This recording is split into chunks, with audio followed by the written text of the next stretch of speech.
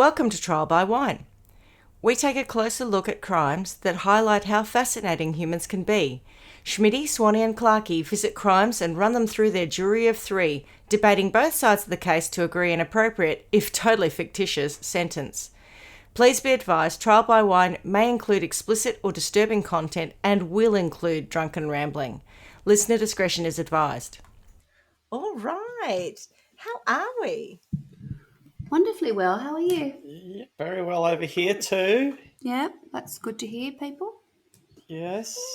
News?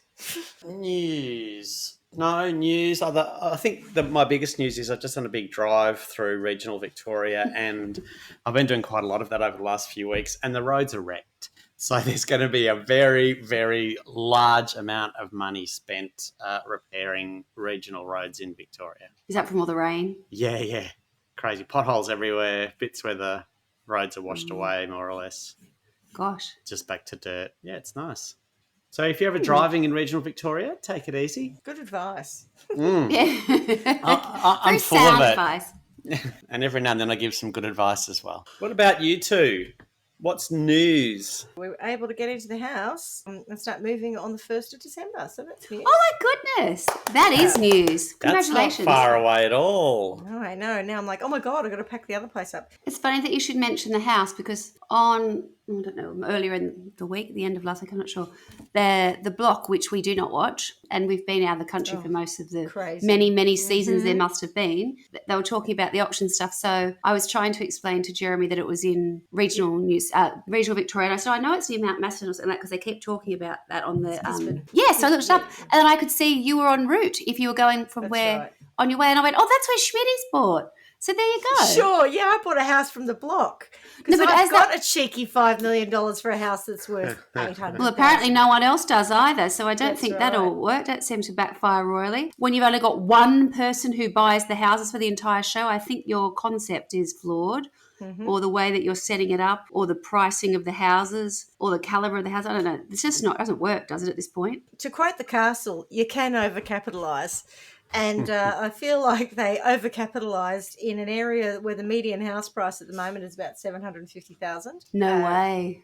Yeah, and people started saying this even before the auction and all that sort of happened, saying, not sure you'll get any buyers. And it's it is bad because the people who've invested, the blockers themselves, have invested all that time and effort and stress building this thing and then getting no return on it whatsoever. It's pretty tragic, to be honest, apart from the boys who got loads of money, but no one else. But I haven't really thought about it like that. So when they were talking about, because I don't watch it, but I did see the last one where they were talking about how people had taken months off, their paid work and away from family, and then to get nothing. It's like, I'm pretty sure that's not what that would. Absolutely. Yeah. I'd be ropeable. So would I, darling. Ropeable. Yeah. Gropeable. Yes. So what are we drinking? Go on, Swanee. You know you want to go first. I've got a little Coca-Cola no sugar on the go today. Beautiful. Yeah. Wouldn't expect anything else. Very refreshing. It's okay. Well, I'm drinking I think it's called Lies. It's the alcohol-free pink gin and tonic. That's what I'm on today. Have you got something to do after this? No, I'm still a little dusty from last night, so I think I might just ease myself into today's recording. I do actually have a nice bottle of Delatite Gewürztraminer, sparkling Gewürztraminer in the fridge, so I might break that open soon. But for now, I'm just easing my way into your story. Right, great. Well, we're having an Andrew Buller Kenobi Chardonnay. Yeah, I knew you were going to be drinking because I heard have we got any hydrodols? That's always a tip. But the interesting thing about this is that the grapes are grown across the road from us. Oh, lovely. Indigo Valley grapes. Yeah. Grapes in the valley. Grapes in the valley, exactly. Yeah, good idea for a brand name. Have either of you or any of you heard of this wine? This came in probably 2 minutes before we were sat down to record.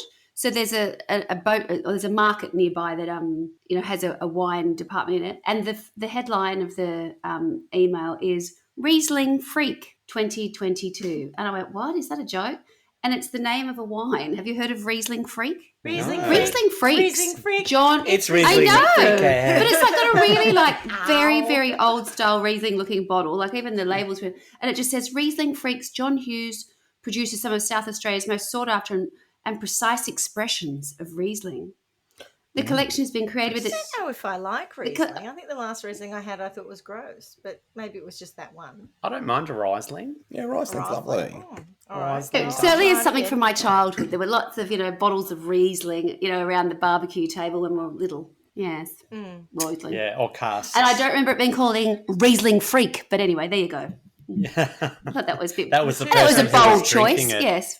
Right, who are we? I'm Schmitty. I'm Swanee, And I'm Clarky. and together, And together we are trial by Wine. wine. Oh, brilliant. And Nice. what trial do we have today, Clarky? I have a doozy for us today. Oh, good. I like a doozy. Yeah, Yes. so I came across this story because I was researching another story. And when I was in Wikipedia, the story I was researching was a guy named Drew Peterson. And then underneath it, it said not to be confused with Scott Peterson. And you went, And so why would I get of Drew and course I Scott confused? Exactly right. I know how to find out, though, because it's hyperlinked. So I just clicked there. And so we'll save Drew Peterson for another day, but I'm going to talk to you about Scott Peterson. Did I go to school with him? It sounds like someone I'd know, doesn't it? It sounds so familiar. Yeah. Scotty Peterson. In Australia, he sounds like a little bogan Aussie, Yeah. but he's not that. He's from California. Scotty Peterson. What were your sources? Oh, God. Wikipedia. Beyond Wikipedia, that I'd worked out. 100% Wikipedia. So this is something that has been really hard to piece together and kind of get my head around Yeah. because it's been going on for about 20 years. Whoa. Yeah, so we're talking about a very long time frame, and in fact, it's current at the moment in some media. Okay. And certainly in the courts. Right. So that's always good. But my sources are Wikipedia, nickyswift.com, parade.com, popculture.com, Fox News, sfgate.com, The Murder of Laci Peterson, which is a Foxtel TV series. I wonder if she's related to And- Scott. That's a coincidence. Yeah, I wonder if that I just know. gave it away. Drew Peterson, not to be confused with Scott Peterson, not to be Scott confused with Laci Peterson. Correct. And then while I was doing my long drive just earlier, I put on the Crime Junkie podcast because they had a 2-part series on it as well. So I gave them a listen. Yep. So that brings us to the story. Yes, as I've already alluded to, this is about the murder of Laci Peterson. Have you heard of it? I I know the name, but I can't put I have a any sneaking detail suspicion. around it. I haven't, but I have. There's something in my sort of peripheral vision where I'm Same. thinking that we're going to get something, and I think, oh, it's one of those crimes. It's a couple that I get confused with, but I think it's one of those. It's one of those. Yeah. I think you'll absolutely know parts of it. And if you Google Scott Peterson, I think his face will look familiar to you. Scott Peterson was born on the 24th of October in 1972 in San Diego, California. To Lee Arthur Peterson, a businessman who owned a crate packaging company, and Jackie Latham. Though Lee and Jackie had 6 children from previous relationships, Scott was their only child together. Oh. Yeah, he began playing golf at an early age as a result of time he spent with his father. And by age 14, he could beat his father at the game. For a time, he had dreams of becoming a professional golfer like Phil Mickelson, who was his teammate at the University of San Diego High School. And by the end of high school, he was one of the top junior golfers in San Diego. Yeah, Pretty major.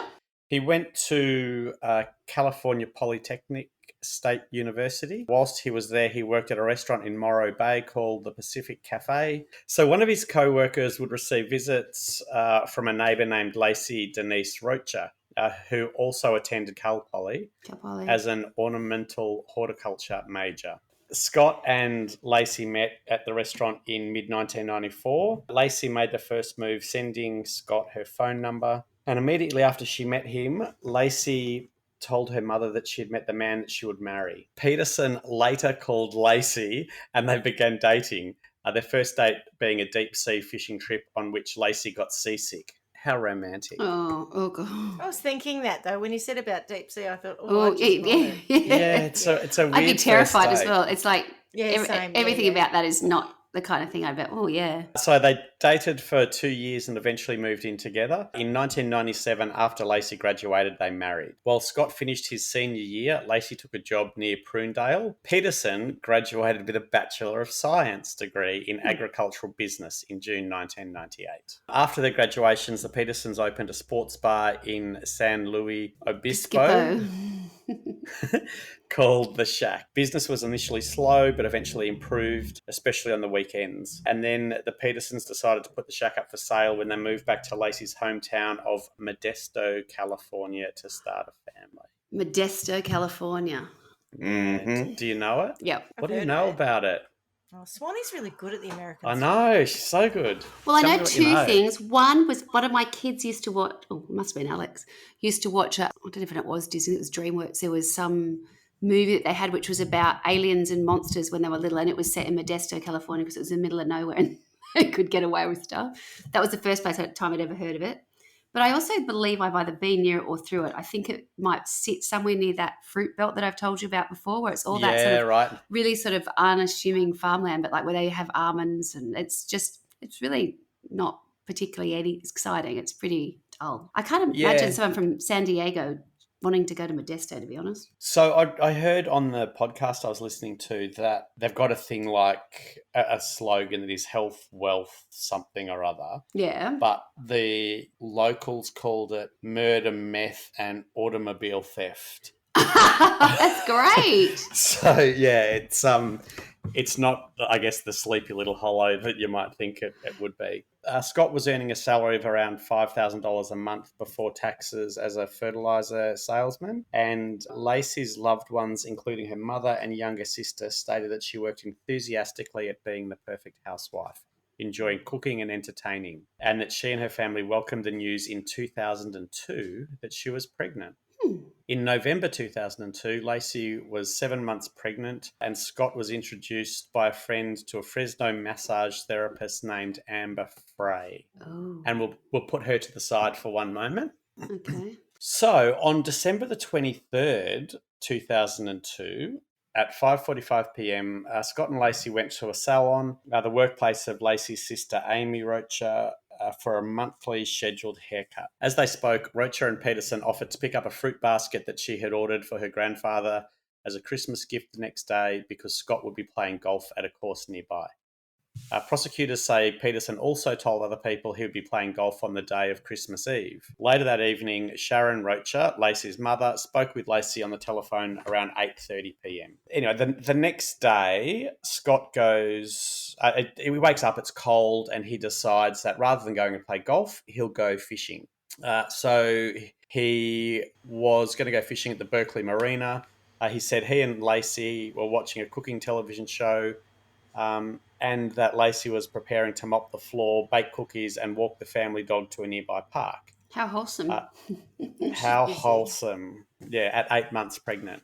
That's what you did at 8 months pregnant, isn't it, Carla? Anyway. I wouldn't do that now, would I? Love it.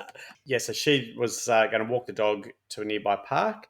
And so Scott headed off to go on his fishing trip. And he did it he had a boat that he stored in a nearby warehouse. So he went over there, did a couple of things, and then went off fishing. At around 2-ish, he phoned Laci and said that he was coming home, but he wasn't going to left a voicemail message. And it's a bit sucky. He uses the words, "Hey, beautiful," blah, blah, blah. And he says he's not going to be able to pick up the thing, so could she go and get it? And then he heads home. Okay, so anyway, Scott gets home at around 4:30, 5 o'clock. And the first thing he does is he notices that Laci's car is in the driveway, but Laci's not home. And he notices that the dog is in the backyard with a leash on, which he kind of thinks, oh, well, that's a bit odd, but it's Christmas Eve. Maybe Laci's gone out with her mum and they're doing some Christmas shopping or whatever. So he goes and has a shower and washes his clothes comes back down, and at about 5:15, he calls his mother-in-law because Laci's still not home and says, "Oh, is she with you?" And they say, "No, she's not." And so they start to worry. And then Laci's stepfather, Ron, calls the police.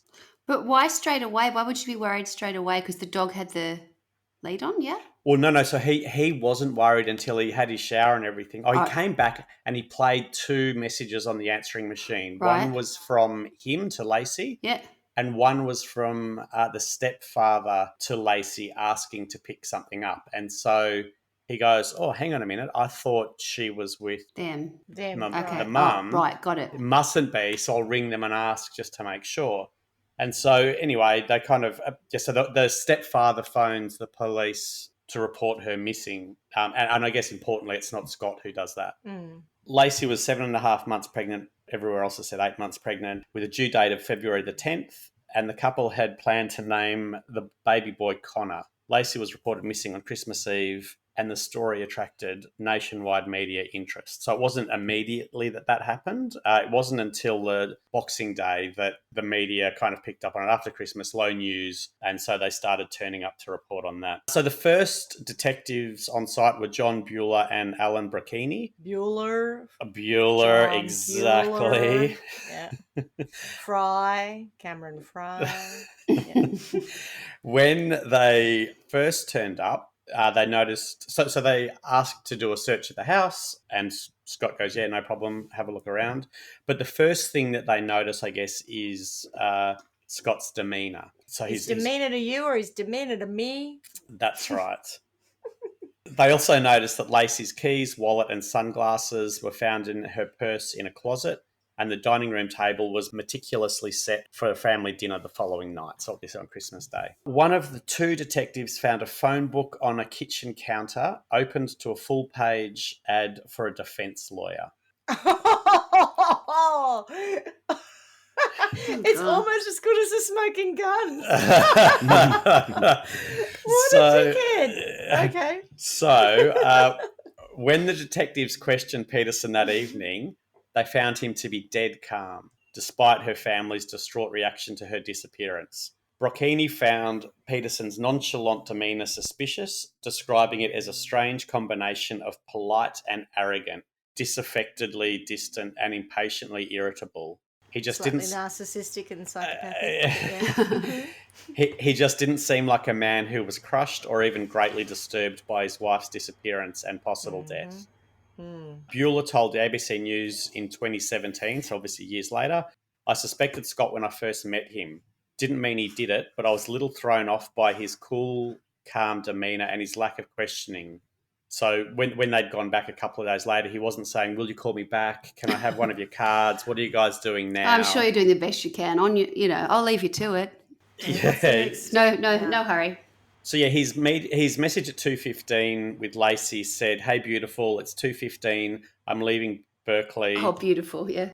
Yeah. And then it sort of kind of ends with, "I can't pick up that thing, but I'll see you soon, love you," or something like that. And so the interesting thing, and I'll get this out of the way now, is that straight away, because of his demeanour, he was a suspect. So everything that happened started to be viewed from the point of view of him being guilty. Okay. Yep. So, when he's doing this message, it comes out later that it's a bit sucky and, a bit too put on and all that kind of thing. Yeah. I don't know. Tony sends me messages like that, though. It's a voice message. So, Yeah. Yeah. But you might argue that Tony's a bit sucky, sure, but he's a bit more into the affection than me, put it that way. Let me put it like this. If my husband put the word beautiful in a message to me, I think you should all be looking to see whether he's about to murder me, because it'd be highly unlikely. Oh, beautiful. I'm going to be a little bit late. Oh, yeah. Then you have very reason to be suspicious. Every reason for us. Yeah, that's the difference between a 7-year relationship Correct, and Schmitty. a Correct. 20-something year relationship. Correct. Yeah. Yes.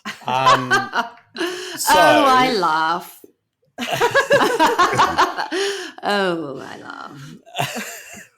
So the story very quickly became national news, and a media circus quickly formed. So literally 5 o'clock in the morning, roughly on Boxing Day, the media are out the front. And The media circus has come to town. That's exactly right. And so the search for Laci played out on television with numerous commentators following the investigation, adding their opinions as the story unfolded. Now, it's hard to, I guess, understand or explain what that means, but an example of it was around the same time, George Bush was preparing the country to go to war with Iraq, to invade Iraq. And these two headlines are literally playing out kind of 1 and 2 in the news. So it was huge. And so these commentators that we're talking about, there were kind of these debates going on about his guilt or innocence and predominantly his guilt. So people were very quickly saying things like, he rubbed me up the wrong way and that's how I know he's guilty. And this is playing out across the whole country. So everyone starts to form and watch this news every night to get the latest update, the latest controversy, the latest bit. Yeah. Exactly right. And so one of the commentators was Nancy Grace. And we got to see her in the Foxtel miniseries, The Murder of Laci Peterson. And it's going to sound quite strange because I probably am a little bit similar, but she was very quick to form an opinion and very confident in going after Scott in the media before a trial could happen. And of course, every little rumour that came out would play it in the media. So there was talk of when the police first got there, the house smelled of bleach. And so that was all over the news. It wasn't true. And it was never retracted by the media. So every time they announced something that was the latest bit of news, if it came out that it was later false, they never said, hey, everyone, just wanted you to know this is not true. They just let it go and kept running with the story. Yeah, you're not helping, media. You're not helping this. If this person really is the bad guy, the prejudice, the difficulty of actually taking someone to court on something like this when the entire country has formed an opinion that they're guilty, it doesn't help. Yeah. It's like the Lindy Chamberlain thing. Yeah, exactly right. It absolutely doesn't. There's a number of things happen that sort of progress the investigation, but on the 17th of January in 2003, it became known that Peterson had engaged in 2 other extramarital affairs prior to an affair with a woman named Amber Frey. So Amber Frey is the one that I mentioned earlier. This is what Wikipedia says. Okay. I hadn't heard of the other 2 anywhere else. So again, some of what I'll tell you may or may not be true, but once it's out there, it's hard to disprove it. So it just kind of flies. Yeah. But certainly Amber Frey was definitely somebody who he did have an affair with. And by affair, they were probably going out for about 5 weeks and caught up 4 times in that 5 weeks. So not a, 6-month affair or anything like that. It was only fairly new. So as this all started playing out on the news, Amber finally realised that the person that was all over the news was the person she was having an affair with. So she approached the police about Peterson, who had denied to police that he was having an affair. So this is what Wikipedia says. What he had actually said was that there were no issues with his marriage. So in the first night where he got interviewed by police down at the station, he said that there's no issues with his marriage. He didn't actually say, I didn't have an affair. He just said that there were no issues with his marriage. It's Oh, God. Mine would be, again, the total opposite. They'd sit me down and I wouldn't have done anything wrong. And they're like, are there any issues? And everyone will go, no. I'd be like, where shall we start? And then we'd get here and it was like, no, she can't be guilty because she's just gone into too much detail here. Well, I'm glad you asked because it's nice to be able to share it with somebody. But they all say that, don't they? Oh, no issues, nothing to look at here. So Amber told the police that she met Scott on November the 20th and that he had initially told her he was single. After they'd begun dating, however, she became suspicious that he was married and confronted him on December the 9th about this. Frey said to Brachini, he said he lost his wife. This would be the first holiday he was without his wife. And that plays out a little bit later as well. So careless of him to lose his wife. Yeah. So Frey allowed police detectives to secretly record her subsequent phone conversations with Peterson in the hopes of getting him to confess. So the recordings revealed that in the days after Laci went missing, Peterson told Frey that he had travelled to Paris to celebrate the holidays, in part with his new From companions, Modesto. Pasquale and Francois. Excuse me? In part with What? his new companions, Pasquale and Francois. He just made that up, I assume. In reality... Did he go and go, what are two French names? And I'm sorry, didn't my French Jean-Paul and... yeah, exactly. And Paul Jean. And Paul Jean. Valjean. Yeah, in reality, he had made one of these phone calls minutes before attending the New Year's Eve candlelight vigil for Laci in Modesto. Oh. Like, that's odd. Yeah. At best. So did Amber, after the 9th of... Oh, actually, on the 9th of December, what it was, did she continue to see him? Yes. Yeah. Okay. So there's there's a photo, which is quite a famous photo, of her and Scott at one of her Christmas parties. Okay. And that gets used later And on she as well. thought that his wife was lost. He was dead. Yeah, or something. He lost something. It misplaced her. Yeah. Yeah. Okay. Yeah. So she believed that. Right, got it. Correct. Yeah. The family were very supportive of Scott and felt that he was innocent. Yeah. That all changed when the photo from the Christmas party came out. One of the media, I think it was a newspaper or a magazine, got hold of it.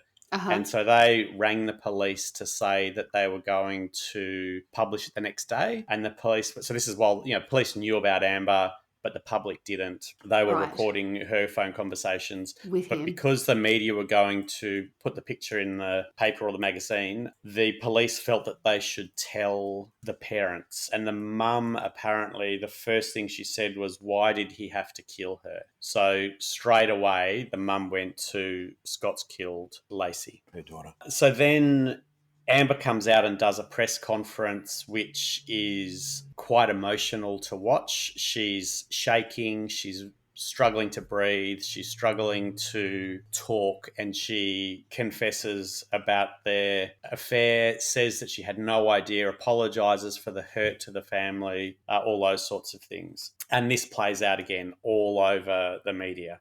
And changes in some ways probably ups the ante in terms of the media coverage, whereby now he's having an affair, so that gives him motive for killing his wife.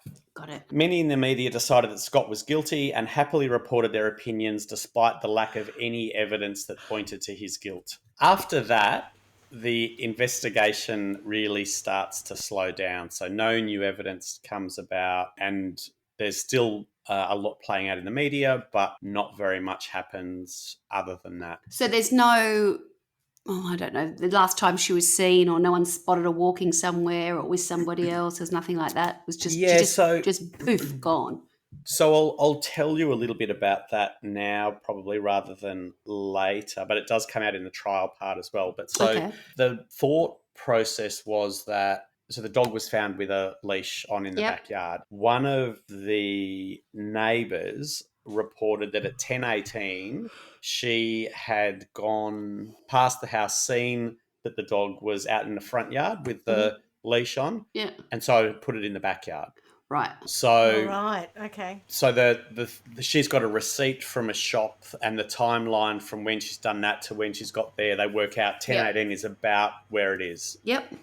After that, and as this plays out in the media, I've heard different numbers, but between 9 and about 21 people come out and say that they saw a pregnant woman walking a golden retriever after that time. Okay. But there's some inconsistencies in terms of what she might have been wearing or the exact time, and so it's hard to prove anything. But eyewitnesses are often unreliable. Exactly right. Yeah. But the reason that they go with the 10:18 time is that there's that shopping receipt to support it. Yeah. So as the investigation quietens down, the police by this point still haven't spoken to any of the people who said that they saw her. So, there's a big volunteer thing going on. There's a lot of people trying to help find Laci. And so people are reporting that, I saw her here at this time and I saw her there at that time and whatnot. And I think, to be fair, some of those, when they talk about the 21 people, I think some of those were people who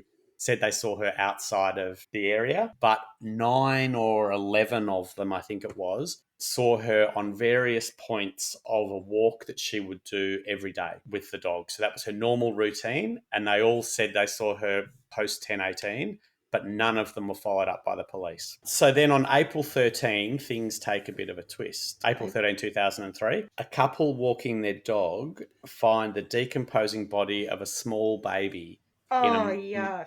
in a marshy area of the San Francisco Bay on the shore. She's 8 months pregnant, so, you know. Yeah. So they find the small baby. Now, the baby, whilst the autopsy results were sealed by a judge, an anonymous Associated Press source revealed that 1.5 loops of nylon tape were found around the fetus's neck, and there was a piece of electrical tape over one of its ears holding its ear down. And I believe it was holding it forwards, not backwards. So... Why? Correct. A day later, a passerby found the torso of a recently pregnant woman wearing beige pants and a maternity bra on the eastern shore of the bay, along a rocky shoreline of the same park. Then. No legs. No. What? Legs. That's weird. What do you mean beige pants? How did she have pants? Yeah. How did she got? Yeah. But there's no legs inside them. What? Sorry. Wearing beige pants and a maternity bra, not trousers. Underpants. Oh, it's Nicky Nats. Okay. Yeah. Okay. Right. Yeah. Panties. It doesn't quite sound right to talk about some cut up corpse who's talking about having knickers on, does it? It doesn't sound right. Undergarments. The corpse was decomposed to the point of being almost unrecognisable as a human body, since the head, arms, most of the legs, and all of the internal organs except for the uterus were missing. Except for the uterus.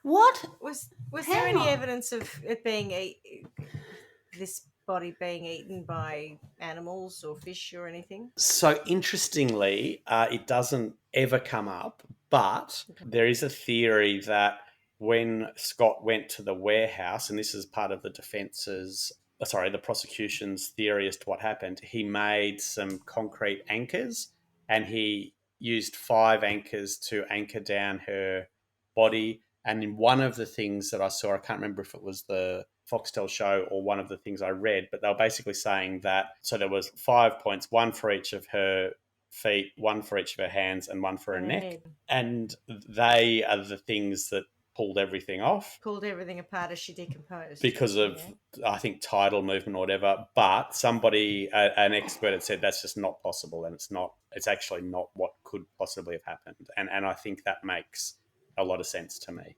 What makes a lot of sense to you? That they wouldn't have just fallen apart. That your body wouldn't, that the likelihood of your head, arms and legs coming off each of those points is very, very slim. And without an autopsy report, you can't see if there's any striations from cutting the limbs off or anything like that either. So on April the 18th, 2003, the results of DNA tests verified that the bodies were Laci Peterson and her son, who was to be named Connor. The autopsy on both bodies was performed by forensic pathologist Dr. Brian Peterson. No relation. Oh, God. Not to be confused with Drew Peterson. That's right. Yeah. It doesn't say, not to be confused with, exactly.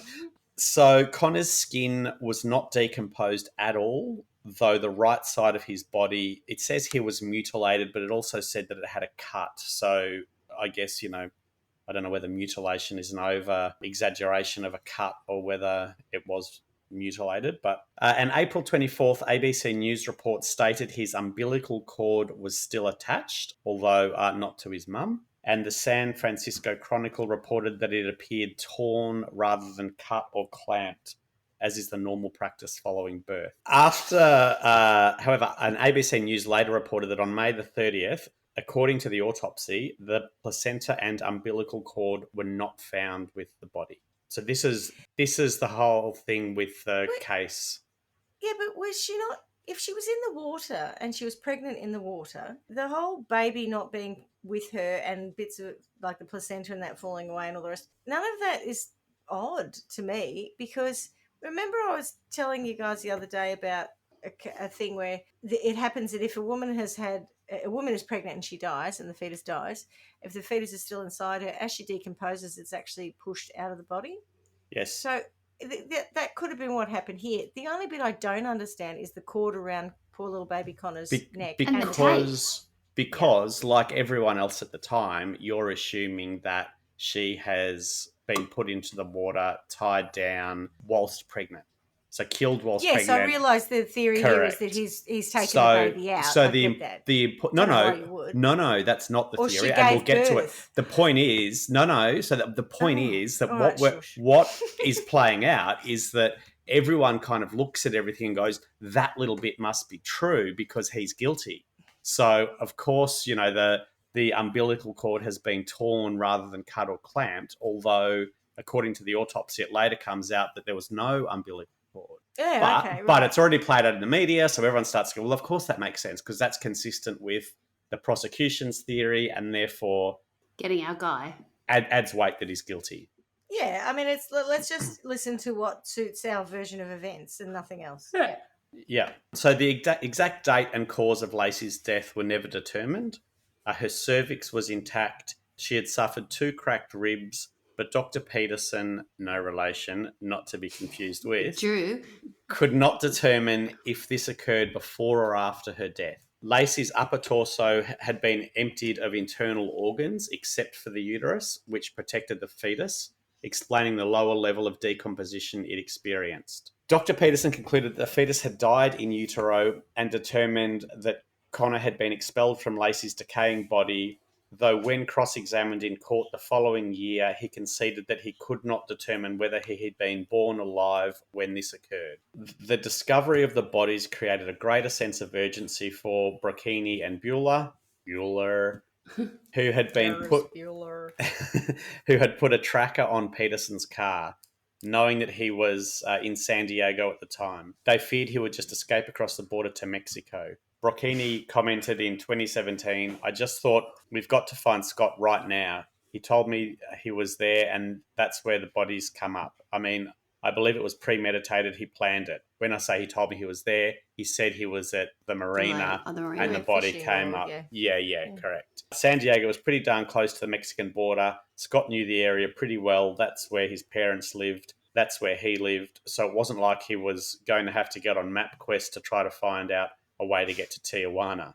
The FBI and Modesto Police Department had performed forensic searches of Peterson's home as well as his fishing boat. The only evidence they found was one strand of hair on a pair of pliers found in the boat. They'd searched his pickup truck, toolbox and warehouse where they found a concrete block that they believed to be an anchor. Police conducted further searches of the bay in an attempt to locate more of these handmade concrete anchors they believed weighed down Laci's body while it was underwater, and nothing was found. Although at the time, the technology that they had, I'm not sure if it was radars or whatever it was, but could absolutely have picked something like that up on the floor of the ocean. Peterson was arrested on April the 18th, 2003 near La Jolla Golf Course. He told police that he was meeting his father and brother for a game of golf. His naturally dark brown hair had been dyed blonde and he had grown a moustache and a goatee. His Mercedes... Probably that's just because of the amount of press he was getting that he was trying to make himself look different. Yeah. So...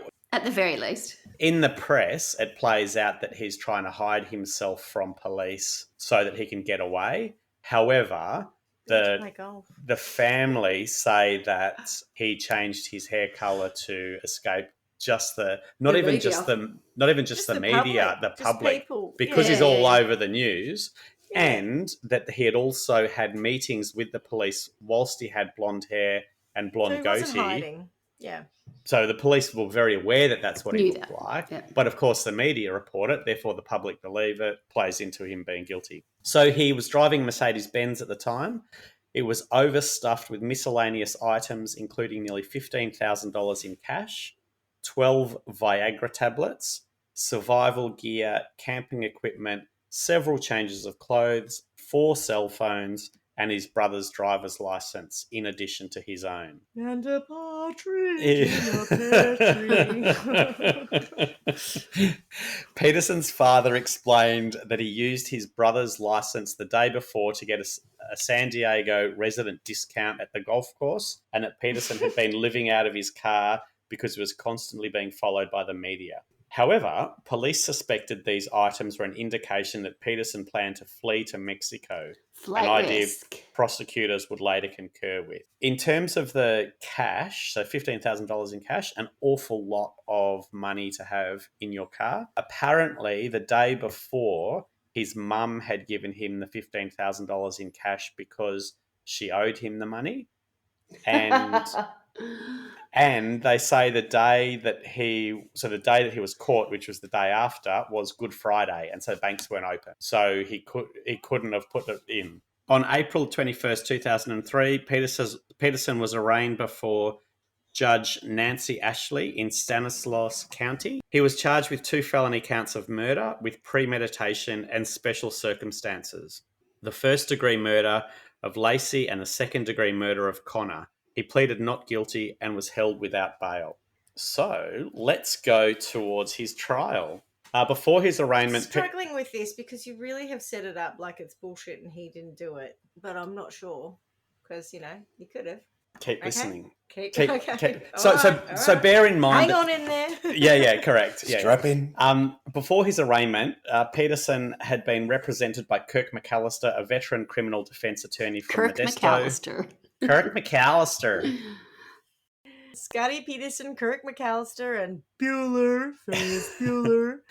So Peterson later indicated that he could afford a private attorney, namely Mark Geragos, who had done other high-profile criminal defence work and was experienced in dealing with the media. So Mark Geragos was actually one of the commentators that was on Larry the media King and had always commented on the importance of evidence before making a judgment. So there's conversations between him and Nancy Grace where she's just assassinating him on national TV. Yeah, I'm doing and he's going horrible, monstrous face. Correct. Yeah. Just because she was the one who said that he rubbed her up the wrong way, and that's why he was guilty, effectively.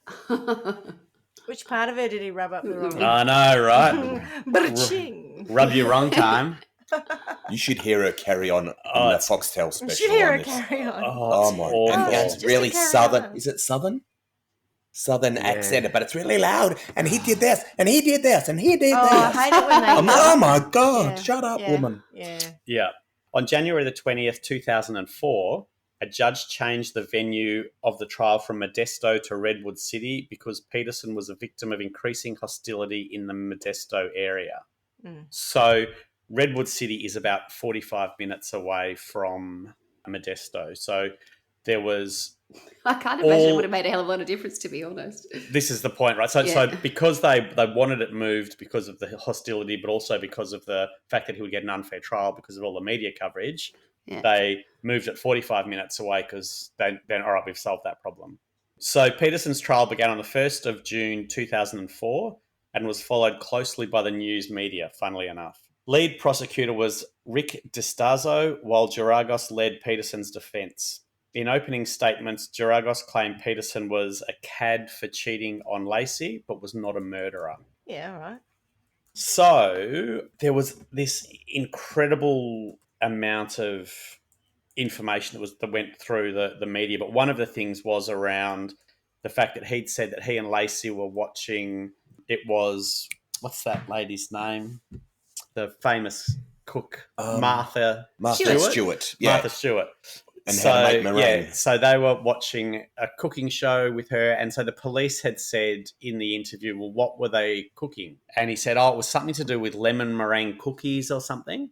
So they determined that she didn't cook lemon meringue cookies in the show. How is this evidence of anything? So this is what they talk about. So in the trial, right, the prosecution goes straight in with, you said that you were watching lemon meringue cookies, and that never happened. You so were you must have them. killed your wife. So they said, so you're a liar, and this is proof that you're a liar. The defence then come on and play apart from the show where she talks about lemon meringue cookies. Right. So, even better. so she didn't cook them, but she spoke about them. He's clearly not watching, paying attention to it, but that's a bit that he remembers. The other thing was that Amber Frey, who was a prosecution witness, hired her own attorney, Gloria Allred, to represent her. Why did she do that? Allred was not bound by the gag order imposed on those involved in the trial. Although she maintained that her client had no opinion about whether Peterson was guilty, Allred was openly sympathetic to the prosecution. She appeared frequently on television news programs during the trial. The prosecution's theory was that Scott had killed Laci the night before, so on the 23rd of December, and then had somehow got her body from the house into the vehicle. Someone had seen him loading up his vehicle in the morning, and they'd exchanged pleasantries. And he was apparently loading up his vehicle. Got a heavy load there, mate. Yes, I have. With umbrellas. So it's hard to kind of understand how you could fit what about a big body umbrellas, into though? umbrellas. Like patio umbrellas. Imagine carrying them with body parts in them. Like it couldn't be easy. They're hard enough to carry, those big sort of shade umbrellas or whatever. Wouldn't fit in the car. Just the whole thing. Anyway, so he wasn't seen carrying anything suspicious to the car. He was seen carrying umbrellas to the car. Oh, specifically, not 100%. A box that said umbrellas. No, clear umbrellas. Okay. Now, I don't know why he's carrying umbrellas to his car, but that's what he was seen doing, and there was no commentary around the fact that could have been something that hid something. And also, his demeanour when he did that wasn't suspicious. So his demeanour throughout the whole thing has only been suspicious because he's been quiet, like he hasn't been mournful. Correct. And, carrying on and he's been calm, he's been unemotional, all that sort of thing. Which, he could be on the spectrum for all we know. In 2003, we weren't even thinking about things like that. Yeah, that's right. I mean, I think it's fair to say his behaviour was unusual, but I don't think that makes him guilty of... Doesn't make him a killer. ...of murder. That's right.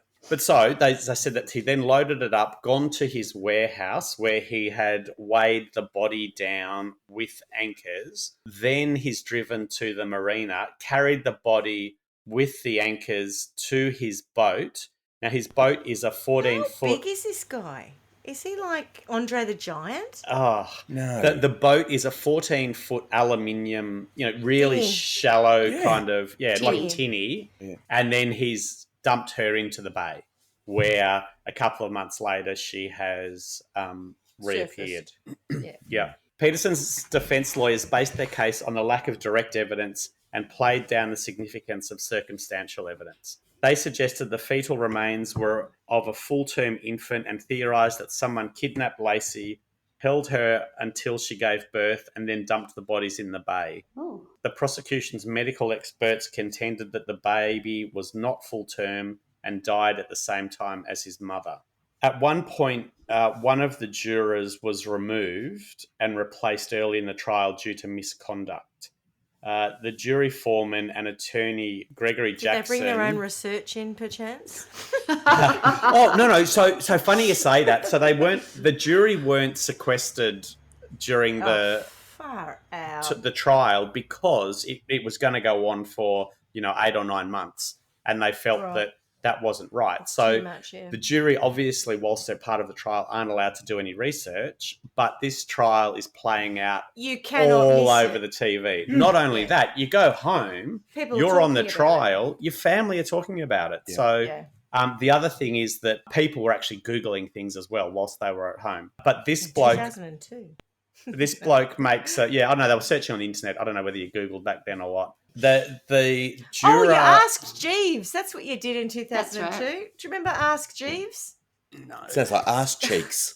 Ask Cheeks. You Ask Cheeks it, and then you knew what happens. Swanee knows what I'm talking about. So juror Francis Gorman was removed and replaced early in the trial due to misconduct. Now, what he had done is spoken to...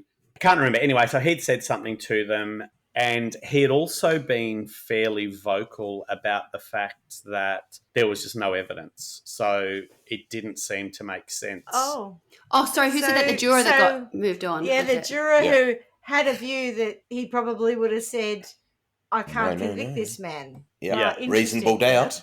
Yeah. Mm-hmm. So then he left. He was kicked off the jury, and he was asked by the media at that point, did he think that Scott was guilty or innocent? And he said, well, there's absolutely no evidence that would suggest that he is guilty, and therefore I would say he's not guilty. Jury foreman and attorney Greg Jackson later requested his own removal during jury deliberations, most likely because his fellow jurors wanted him replaced as foreman. Geragos told reporters later that Jackson had mentioned threats he received when he requested to be removed from the jury. He was later replaced by an alternate.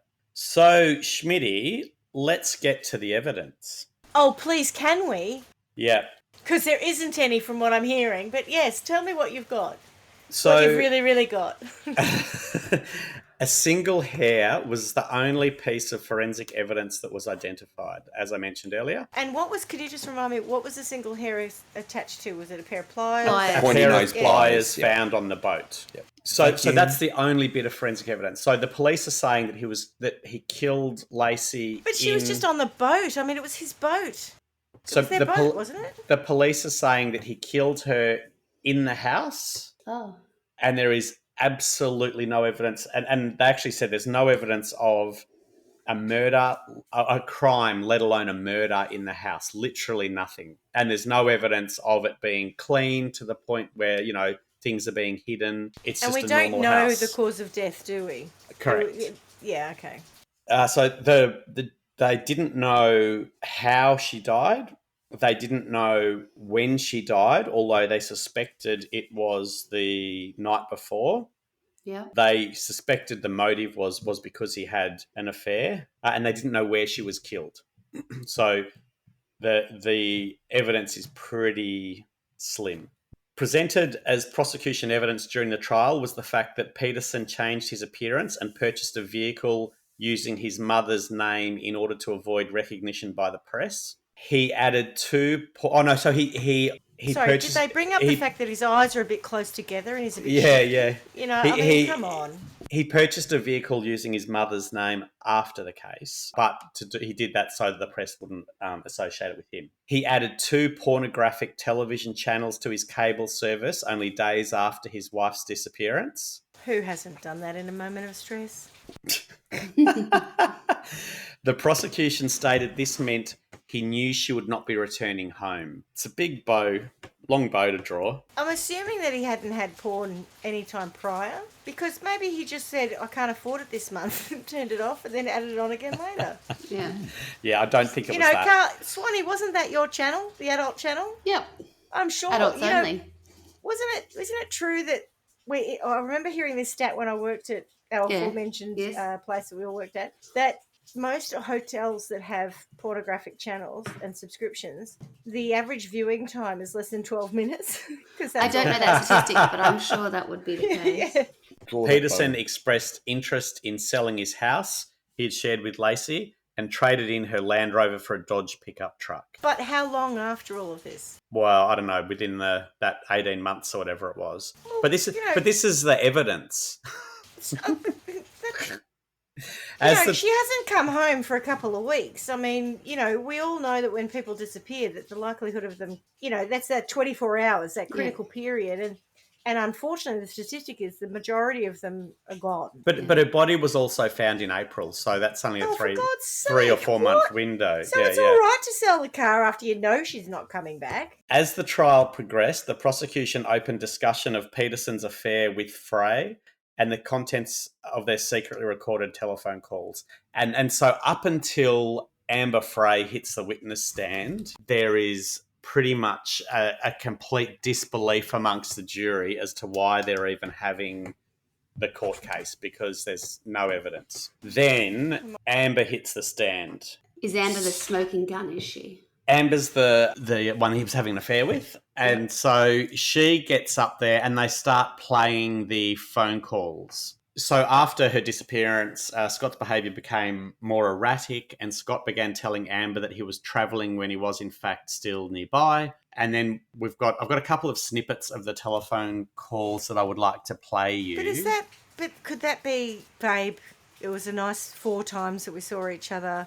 I've got a lot on right now. So he doesn't think she watches the news, for instance. So this is the conversation between What Amber date and is from? Scott.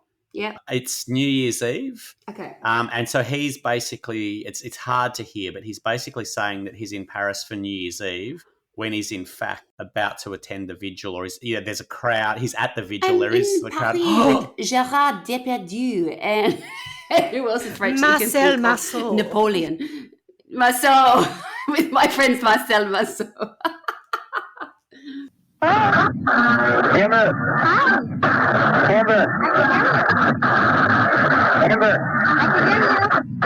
Amber, if you hear me, it's New Year's. I know. Amber, it's New Year's here. Are you there? Amber. Hey, Happy New Year's. Happy New Year. I wanted to call you. Thank you. Amber, are you there? I'm here. Amber, I wish you could hear me.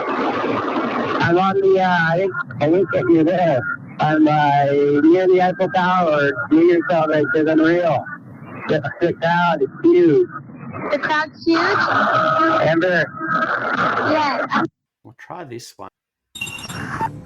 Well, Amber. yes. You came and told me this elaborate lie about her missing and this tragedy and that No. that this will be the first holidays without her? To me, I never said, Amber, God, I don't want to fight with you. You know that I never said tragedy or missing. Oh, yes, you said you've lost your wife. No. Yes. Obviously without me saying much. But we will I said that I lost my wife. Yes, you did. I did. So that's these calls change the course of the trial. So the jury automatically go, he has no problem lying, and therefore essentially he's guilty. Is it more likely that if you did it, you would have those phone conversations?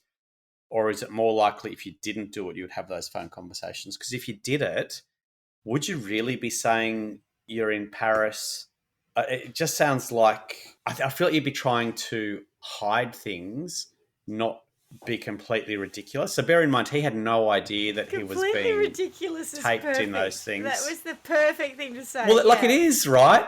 It's nonsense. Amber's very good though. She played her role very well there to get what she needed. She was very good. Very nice. She's wide and she was very impressive. So one piece of evidence that Scott Peterson's defence team attempted to use to exonerate the suspect was Scott and Laci Peterson's dog. So at the time of Laci's disappearance, Scott claimed that his pregnant wife had been walking their dog, Mackenzie, the golden retriever. Mackenzie was discovered by a neighbour, Karen Service, who testified via CNN that she saw the Petersons' golden retriever standing in the street, its leash attached, but its owners nowhere in sight on Christmas Eve 2002, the day Laci went missing.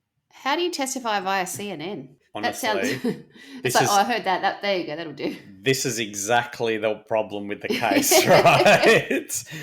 She returned the dog to the Petersons' backyard and shut the gate. So the way that was used by the prosecution is that was proof that Laci was missing before then because the dog's in the street with no lead on. Yeah, but missing before then doesn't mean he killed her. Also, doesn't mean she's actually missing. It just means the dog's out in the street with a lead on. She could be in the house. So the reason that's important is that during post-trial evidence and whatnot, they discovered that there was, when they'd scanned all the pages through to... Isn't the evidence meant to be brought in the trial? But post-trial, they go, we need this, we're going to fight for his innocence. This is not right, blah, blah, blah. And they discovered that when they were scanning all of the evidence, at various points, 2 pages would stick together and pages would go through, and therefore the evidence wasn't being transmitted fully. A classic Xerox problem. Right, okay. We've all been there, right? One piece of evidence that was reportedly hidden was the second page that was attached, was that the mailman had signed an affidavit that said that if Mackenzie was in the yard or in the house, he would bark at the mailman every day.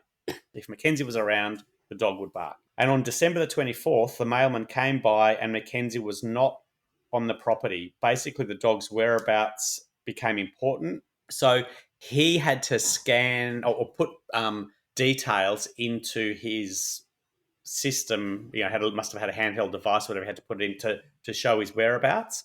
And at 10:30, he dropped the mail off, and the dog wasn't in the yard. So Karen said that she put the dog in at 10:18. At 10:30, the mailman says, I was there and the dog Karen wasn't. say that she put the dog in the backyard? So would he have seen the dog? Yes. Yeah. Absolutely. No, he would have heard it. The dog used to bark. On the property. Okay, right. Correct. Yeah. He was in the house or in the yard, he would bark. But so remember what I was saying before about that 10:18 time frame, and that being the bit that was absolute evidence. No one's disputing that happened, but the missing piece of evidence for the trial was that the postman at 10:30 had been there and said that the dog wasn't on the property, which then kind of goes, well, if she's put it in the backyard, who's then taken it out? Had Laci and Mackenzie actually gone for a walk? Which is what 18 and then all of a sudden, people, all those people who saw her on her normal route. What are you talking about? Yeah, okay. Correct, yeah. And so had that piece of evidence come through, the trial would have played out very differently. Janie Peterson believes that Laci had a confrontation with men. So Janie Peterson is Scott's sister-in-law, so his sibling's wife, believes that Laci had a confrontation with men whom evidence shows were robbing the house across the street on the morning she went missing. That theory was part of Peterson's... Yeah, hang on. Now we've got some new people, right? Okay. So that theory was part of Peterson's trial and his appeal, but has previously been rejected by the court. The reason it's been rejected by the court is maybe a couple of weeks tops later, the police caught the two people who did the burglary. And the first thing they said was, we had nothing to do with the disappearance of that pregnant woman. Completely unprovoked, didn't ask. What pregnant woman? And the police never explored that line of questioning. They just went, we're not here to talk to you about that. We're here to talk to you about the burglary. Because, in, what is the statistic? 90-something% of cases, it's domestic partner. The prosecution presented Peterson's affair with Frey. I call her Frey. It's Frey. I feel like that's Frey, but it's Frey. Financial problems and impeding fatherhood as motives for the murder, surmising that he killed Laci due to increasing debt and a desire to be single again. On the 12th of November 2004, the jury convicted Peterson of 2 counts of murder. First-degree murder with special circumstances for killing Laci, and second-degree murder for killing the fetus she carried. Yeah, look, I've got to get back to work, so let's just wrap this up. Yeah, that's right. It's been going on long enough. Far out. This is ridiculous. Yeah, fine, guilty, whatever. So the penalty phase of the trial began on November the 30th and concluded on December the 13th, when the jury rendered a sentence of death. On March the 16th, Judge Alfred A. DeLucchi followed the jury verdict, sentencing Peterson to death by lethal injection and ordering him to pay $10,000 towards the cost of Laci's funeral, calling the murder of Laci cruel, uncaring, heartless, and callous. The evidence was circumstantial from the start, but the jurors said a few simple truths stood out. The bodies of Laci Peterson and the couple's unborn son washed up near where Scott Peterson said he'd been fishing the day she was reported missing. Peterson told a web of lies to those around him, and his odd behaviour, including continuing to woo his secret girlfriend as police, family, and total strangers were looking for his missing wife, were not the actions of a man who'd been wrongly accused. On October the 21st, 2005, a judge ruled that proceeds from a $250,000 life insurance policy Peterson took out on Laci would go to Laci's mother, which was reaffirmed by the 5th District Court of Appeal on October the 21st, 2005. On the 6th of July 2012, Peterson's attorney, Cliff Gardner, filed a 423-page appeal of Peterson's sentence, stated that the publicity surrounding the trial, incorrect evidentiary rulings, and other mistakes deprived Peterson of a fair trial. Here's the reasons for the appeal. the judge excused all jurors who were opposed to the death penalty without asking if they could apply the law to this case. Oh my! Anyone who giddy said they aunt. could... Anyone who said, So, I'm not going to find him the- guilty and I'm not going to kill him, was said, off you go. Cheers, bye. Yeah, anyone who said if I do find him guilty, I don't support the death penalty, was excused. The law actually said at the time that they had to ask the question, well, can you put that aside to apply the law to this case? None of them were asked that. They were all just kicked out. The other thing is that when they were trying to form the jury, 50% of the jury said that they thought he was guilty. Of the pool of jurors said they thought he was guilty before the trial. So another piece of evidence that prosecution had was that the dog Trimble, who was a sniffer dog, The dog, I was like, I don't remember Trimble. So. Yeah, I only no, you recall don't. Had Mackenzie. detected Yeah, Laci's yeah. scent. So Trimble had detected Laci's scent at the Berkeley Again, Marina. they fucking owned a Whilst boat. Laci... Go to the houseboat. Go on to Whilst- the house at Ilton. Go in. You'll detect Tony's scent. He's been there. It doesn't mean I murdered him.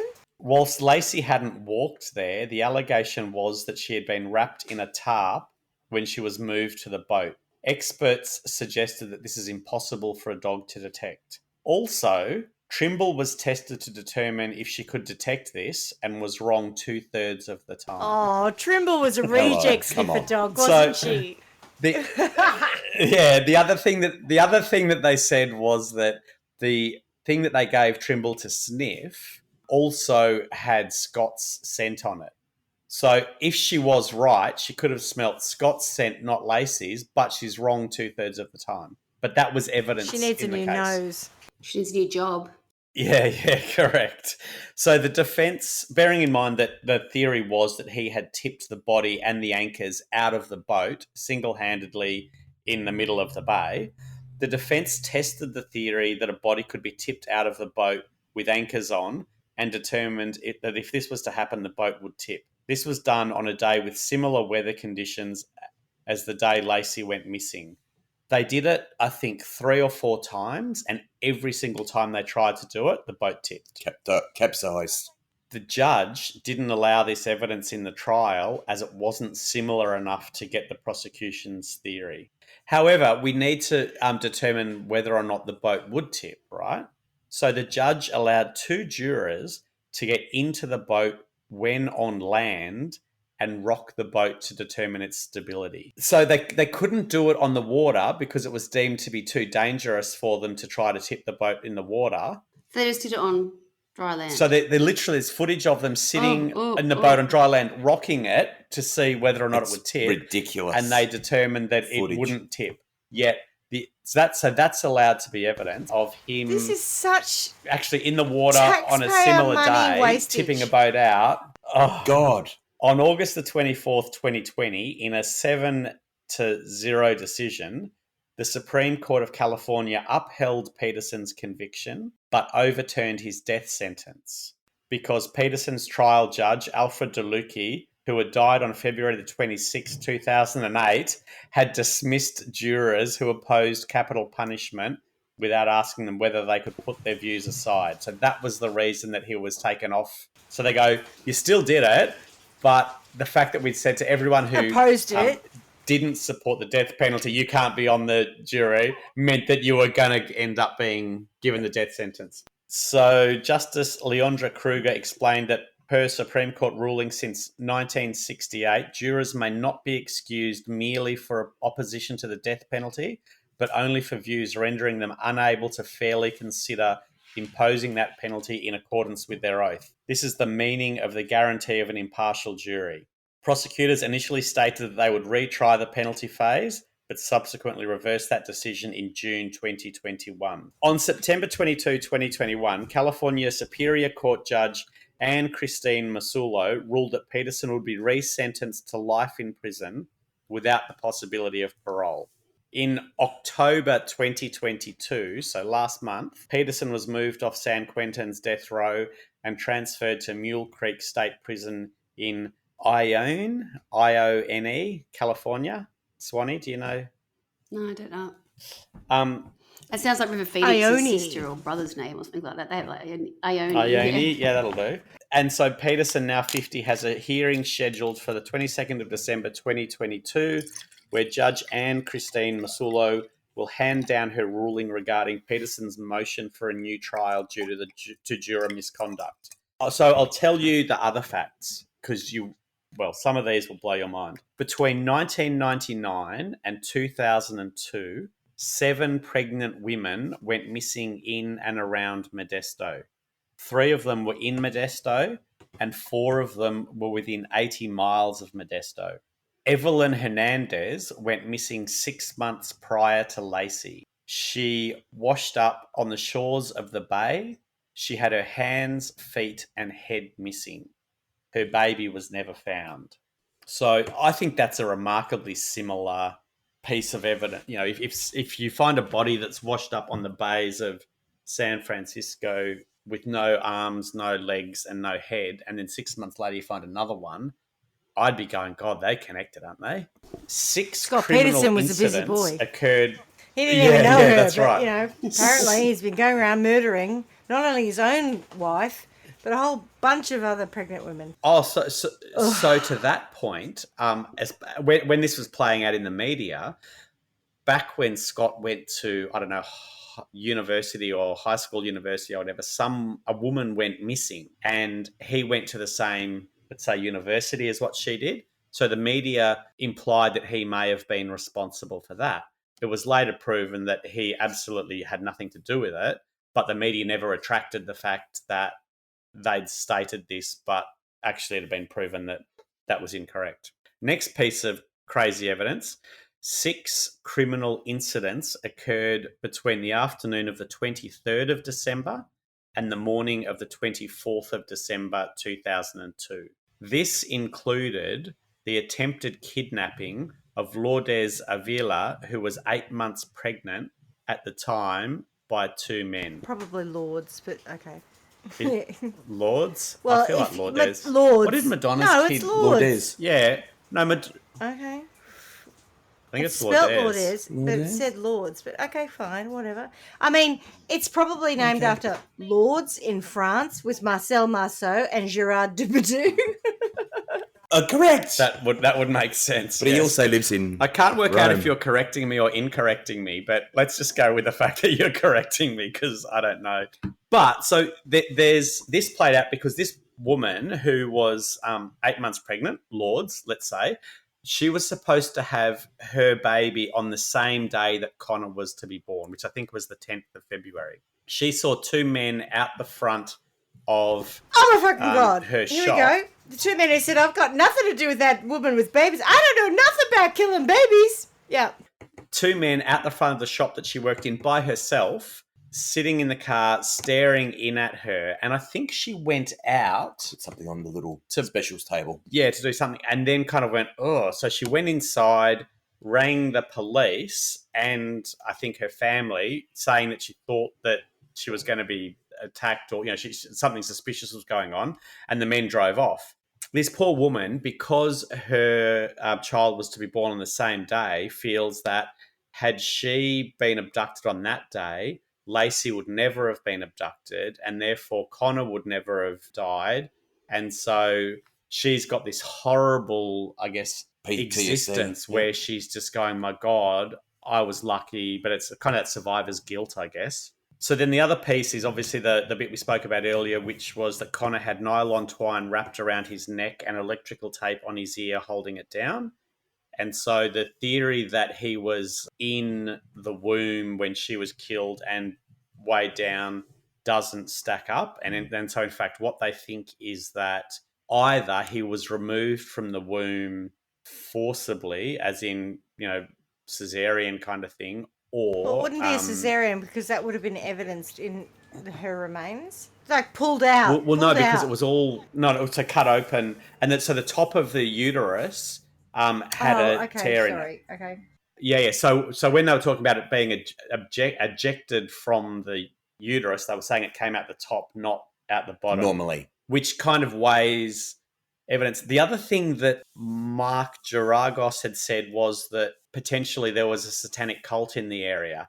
And he was basically laughed down for that. And that was used by particularly Nancy Grace as how desperate the defense were to try to find ways of proving Scott's innocence or proving reasonable doubt.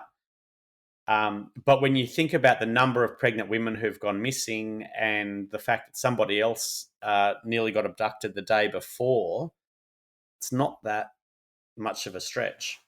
But where did you say that you heard that evidence, or not evidence, or that was in a telly movie? Did you say no? On the murder of Laci Peterson Foxtel thing, it's a little bit like the making a murderer or whatever it was, that first sort of Netflix thing that we all got sucked in by. Yeah, with Stephen Avery. Yeah. But what does that mean? Because I've never watched it. I've heard of it. But does that mean it's documentary style, or is it? So this is all when they're talking about it's all fact based, but when they're talking about Judge Anne Christine Masulo, who is going to hand down a ruling regarding Peterson's motion for a new trial.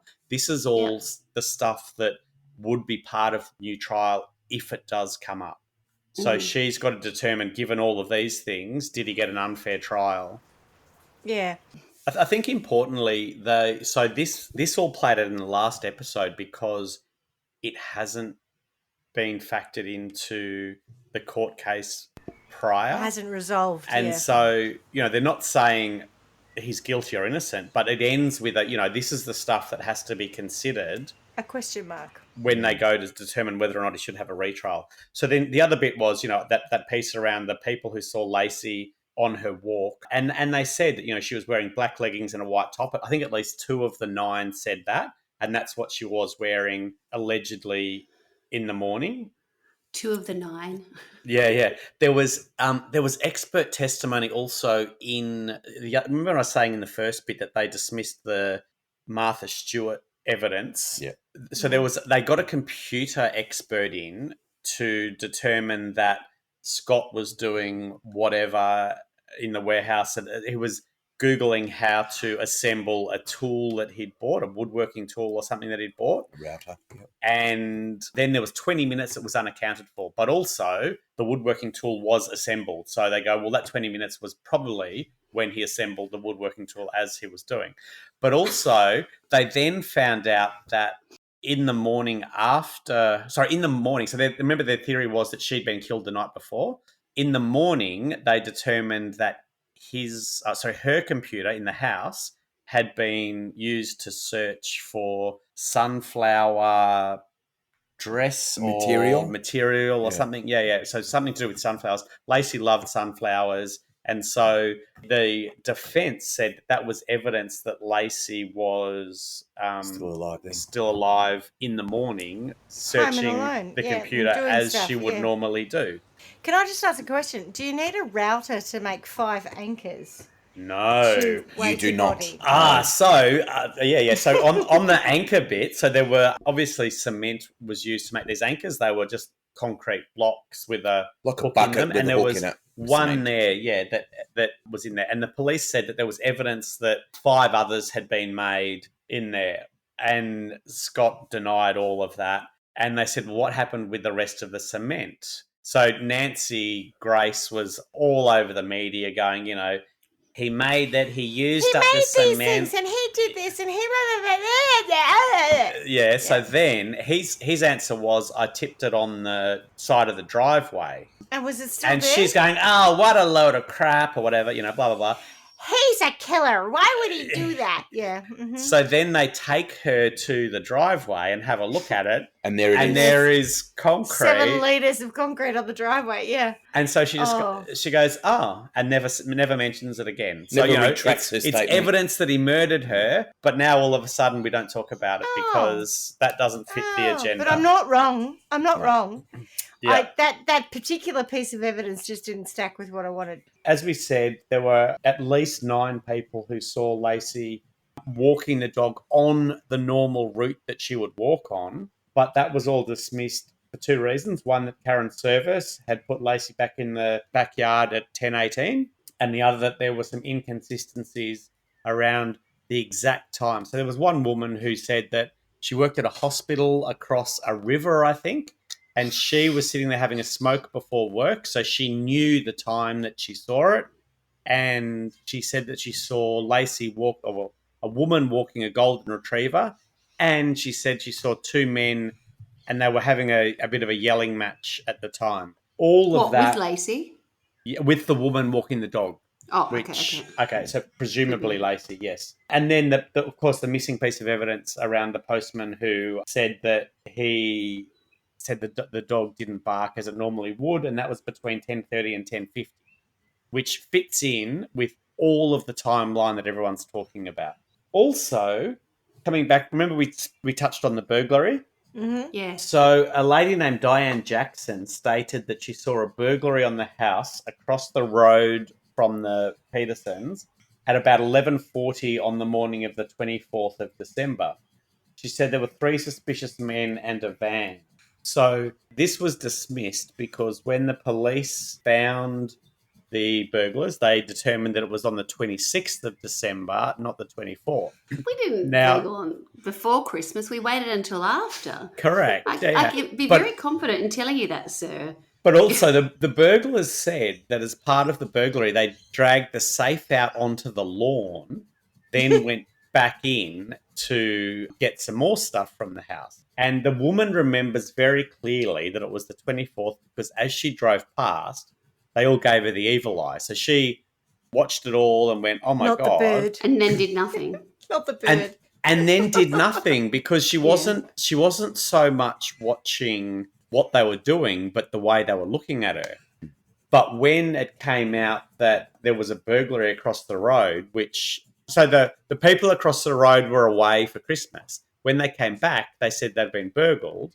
And then this woman goes out to the madding crowd across the road from the Petersons, which has the media and police and whatever.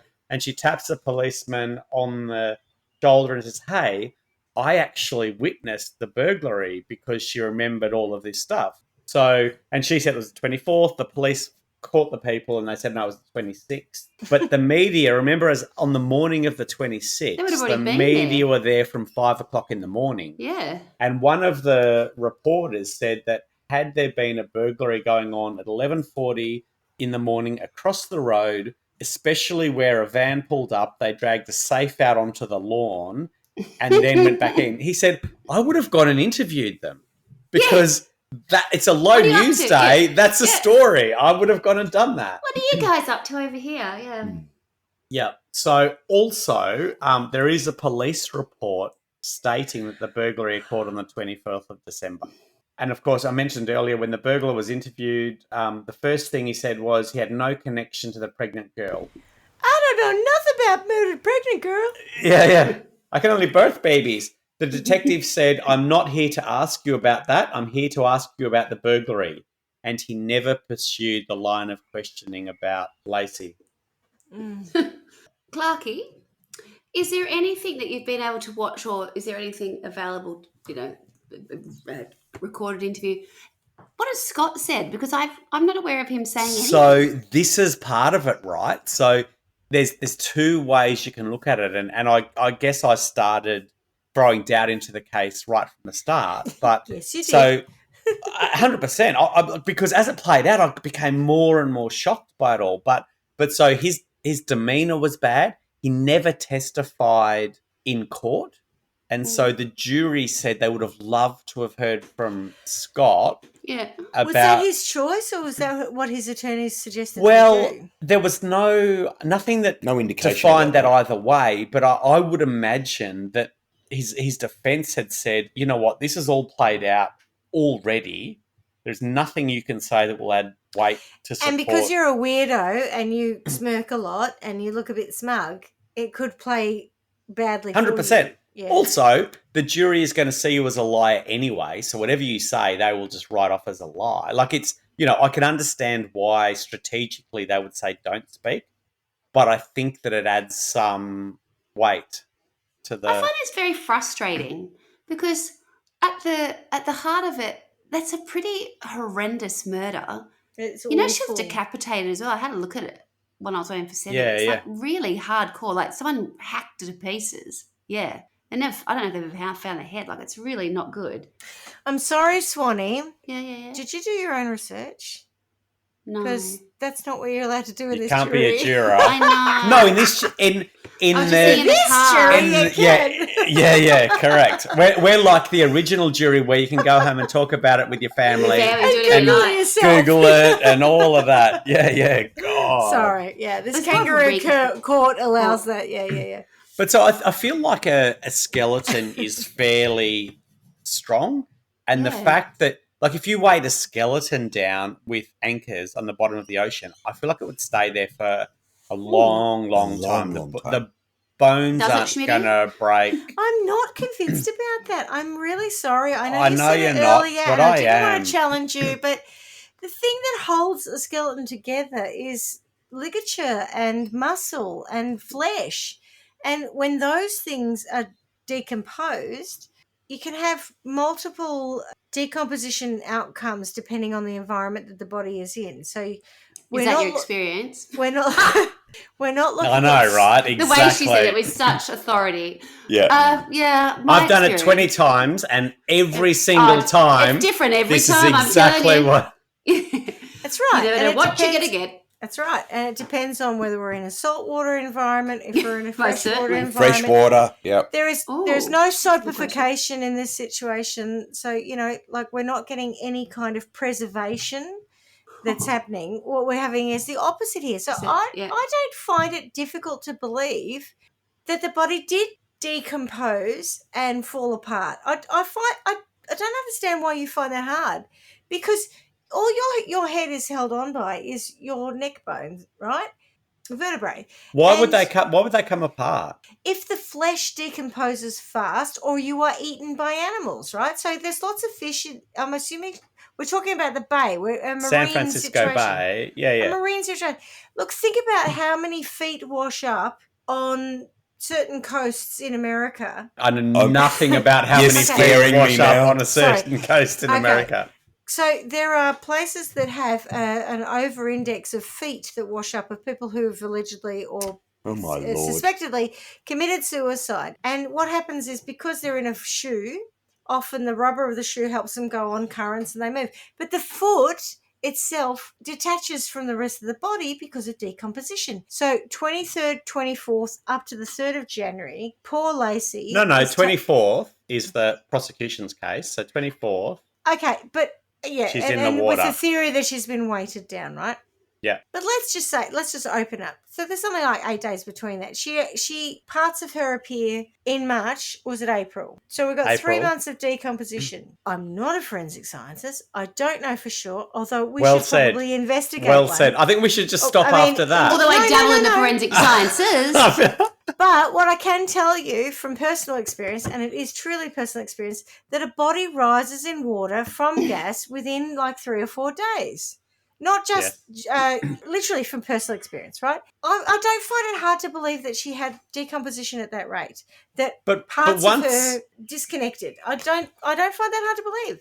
But once you take the flesh away, the need for the body to go up to the surface would be 100% reduced, because you don't have air pockets, you don't have the fat that would float on water. Bone is far less likely to float. And you know what supports your argument? The fact she was missing all the organs. My apart from her credibility. uterus. No, Where I'm were just they saying all? you're right. The fact that she was missing stuff that would But that's what I'm swell. saying. She was But placing. where Float was up. it? Where was Eaten what? Or gone or floated away. Yeah, like. Decomposed. But so, like, if you stick with But the what was she left as? I don't understand that. I don't think was she just So- like I a. don't think you want if to know. you No. yeah, Just I the can try to torso. explain it to you as best I can, Please do, but you've yeah. got to want to hear it. It's awful. Yeah. You've got to Top not line. say ugh. It's awful. So yeah. if But I go, if you think about the prosecution's theory, so she was dumped in the bay on the 24th, weighed Yes. down, Yeah. and she washed up as a torso, so no legs, no arms. arms, It's not yeah. just wrists, or it's literally the whole limbs that are missing, not the Yes. extremities, Yes. no head. Extremities. No, but what I'm saying is it's not the hand is washed up somewhere The whole else, thing, yeah, I know what you mean. Yeah. you know. So if she was weighed down by the hand, potentially she'd have most of her arm there. If Her wrist. It came I off get at your the point. wrist. Yeah.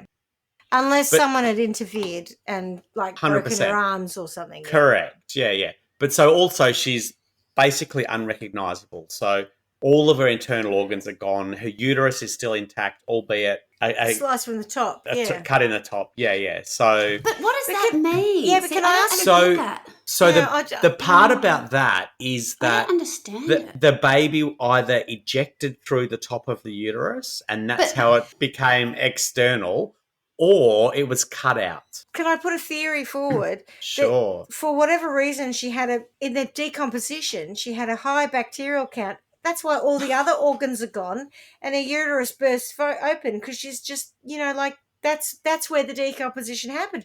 That's And possible. And that's when the nylon got wrapped around the baby's neck and That's the the bit tape got. And the sticky Apply- tape on its fucking ear. But so That's the bit I don't get. But at the So same then if you- time, go if and you- look at, and I don't mean to be rude, flotsam and jetsam on a beach, and there's all sorts of shit wrapped up in seaweed and other things. the tape I can't come at the nylon, Yeah, 100%. the tape. That Yeah, that could right, happen. But also, I think if you then go, well, what if the timeline wasn't the 24th of December? What if the baby was the 3rd of January? I can then see a point where she was abducted, and if there's 7 other women abducted around that time, and a pregnant woman who is due on the same day, abducted the day before, or tried to be abducted the day before. There's a pattern. I can yeah. see a point where they want to get the baby for some reason, which then plays into that satanic thing that no one wants to hear, right? I get that that's a stretch, but why would Look, 7 it might not pregnant even women be go missing in 3 Yeah. years? It might not even be a satanic thing. It's just a psycho thing, right? Whatever it is. But so then they're abducting pregnant women because they want the babies, and then and of course the big thing that came up in this Foxtel show was that because Scott had said that he went to the marina, then everyone Paris or Belgium, yeah. yeah. Sorry. Then everyone knew that that's where he's been. So then if you've got a body to dump, Why would where you are you tell going to everyone dump that's it? where you went? Yeah. He didn't. The media did, right? So he's telling the police this is where he's been, and it all plays out across the whole country. But he told the Ticket. police, right? So he didn't deny being there. He said, I went to the marina, I went fishing. Like he didn't say shit that he doesn't sound like a master criminal, is all I'm saying. There's a whole lot of that, but the point is, Sounds like if a dumb idiot. if you were trying to get rid of a body and you were hearing this on the media, you would dump it there, right? Because that would I almost see straight your away point, get you right. off. Not really, because there'd be people there. It would be pretty hard to just slip it in. Yeah, but wouldn't it just docks but, him in. but they wouldn't suspect anyone else understand because why, he's but, I he's mean, the you'd have to main get in there. suspect.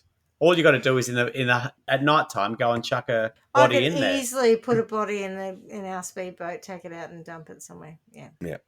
That's Like not you- hard. You could. It's just black and white, isn't Swanee. it? You Probably have. not. You have. Yeah, you are. I never have. I'm just saying it's doable. It could possible. I can see it happening. There is evidence of Scott being at the marina because he has a ticket, because you have to go in and pay to Parking park tickets, there. yeah, So yeah. he's got a parking ticket. So that was raised as suspicious because it was kind of convenient that he had a ticket at the marina when Yeah. he said he was there, although clearly he was But you're doing a other liar. stuff. Yeah. But he also came back and filled up with petrol on the way back, but didn't have a receipt for that. So that was suspicious because he didn't have a receipt for the petrol. So he was really in this place of Inconsistently receding. any bit Correct. of evidence was looked at from the point of him being guilty, not Yeah. from the point of, I wonder who actually committed this crime. Yeah. There's no inquiry here. We've made our decision up really quickly, and Correct. everything has to be fit to suit it. Yeah. And, the and that's what I media's said done right at the that. start. The important bit is that every bit of evidence was all looked at straight away from the point of he's guilty, he did it. One of the things that I find interesting is that you've mentioned that there were all these other crimes in the area that related to pregnant women. Yep. Is that constantly coming up in the, these documentaries that have been, trying to present a view that might counteract the fact that they thought he was guilty? But what have they really done to look into that? What were they able to discount that? Were they truly explored? Because it's pretty major. And So, can I yeah, ask that's an right. uncomfortable question? But how many of those women were women of color or Latino background? I don't know. The woman in the shop was Latino. Yeah, the woman in the shop was. I think Lord's was, yeah. Yeah. No, but so I think importantly for all of that, this is the bit that came out in the last episode, right? Because it's the most current bit, because there are people who are actually trying Still working to on this, prove yeah. Scott as innocent. Yes. So the detectives who were investigating the case never even looked that far back, because they had their man right Straight from up. day one, because he acted funny.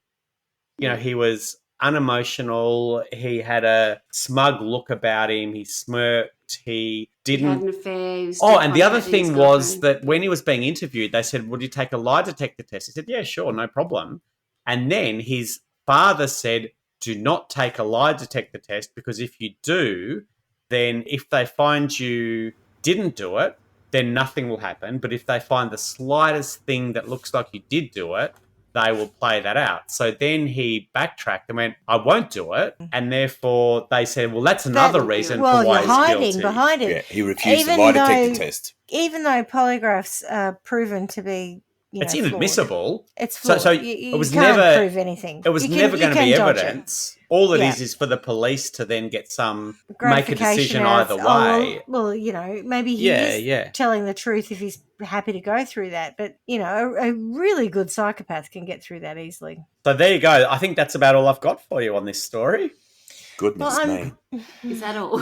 I know, right? Far out. Again, brought a great one to the table. It's a very good story. I don't know that he didn't do it, to be honest. Yeah. That, Yeah. But if this kangaroo court of ours was an actual court, there's no evidence to make me go, yeah, okay, fine, convict him. I even if there was a part of me that thought, he's Scott Morrison, he's very smug, I want to wipe that smirk off his face. Just slap him. Yeah. It doesn't mean that he killed his wife and his unborn child. So I think I'm going to start off, Swanee. I'll start, Swanee. I've Yeah. got this really noisy crow. Can you hear it? I can Yeah. hear it. Yeah. It wants to be on the podcast. Nature Go get- shits. Murder it. Go and get Murder your it. gun, doll. I'm going to return to the beginning of the story. Right. Doubted me. And at the beginning of the story, we talked about Cal Poly. Yep. Yep. Now, I don't know if Cal Poly actually runs any legal or, courses around law or degrees in law, but I'm going to send basically the prosecution and the defence, they're shithouse too, and the police and everyone back to Cal Poly, because I think they need a bit of practical experience. I feel like the nice model that Cal Poly offers between degrees and academic, study and also some, real life experience would be useful for them, because even if he is guilty of this crime, they haven't evidenced it. They haven't done their jobs. And how many times do we get angry about people who just don't do? I mean, don't get me started about people wow. who don't Christ. do their jobs, right? Well, Every fucking fucking day at liberty. And I mean that on a personal level. Exactly. But anyway, people just should do their jobs. You're paid to do a job. If you're not capable of it, don't accept the role. And frankly, they're just disgusting. So they all go back to school. And that school has, what's it called? Is it corporal punishment when you smack people as opposed to capital when you kill them? Correct. Yeah, corporal punishment. And we're going to have some of the, remember one of the first episodes where I had the whipping wheel? I think some of these people need a bit of Cole's whipping wheel or whatever it was called, because they just need to be woken up. But I just think Scott should just basically put in a chastity belt for a bit and cool his jets and stop downloading porn and stop thinking about the sexual stuff for a while and think about even if he didn't kill poor Laci, he should really think about his behaviour as an adulterer and a person who didn't seem to care particularly, and I don't know, it seemed to care, perceived to care about the loss of his wife and his unborn child. Who else can I punish? Oh, I tell you what, Amber. Yeah. I got issues with her because it's like she just went, here's my moment of fame. Here's my moment to be something. I'm going to wear a wire. She's not Greg. You don't spend 9 months with a Red Bull can setting up in a car park and setting up a sting. Oh, I don't agree with you. I think she was. I think she she's did the right thing. biatch. No, I think she was, because I think she was trying to exonerate herself and separate herself from the fact that she was having it off with someone who was married. Unbeknownst to her, fine, but just cut ties with it. Sure, go. Well, no, but she might have been able to help someone who's a murderer. I think she did the right thing. Yeah. No. She didn't want to do it in the beginning when the cops first approached her. She goes, "No way." Oh, did she? There's also a conversation between Amber and Scott where he says that he's proud of her for doing what she did. And what did she do? See, for going and having the media conference to say that she was basically having an affair with him. So he didn't say, "How dare you?" Like if you were guilty, you'd be going, "Why are you throwing me under the bus, bitch?"